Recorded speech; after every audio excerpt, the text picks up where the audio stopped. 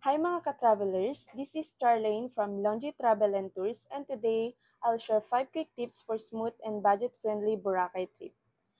Tip number 1. Book early, mas mura ang flights and hotels kapag at least 2 to 3 months before your travel date.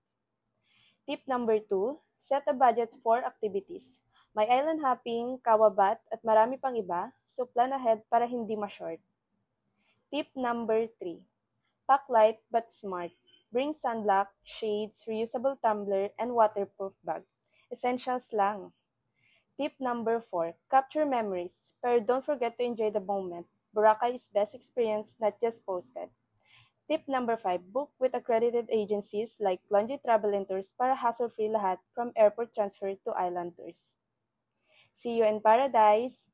Follow Longi Travel and Tours for more travel tips and promos.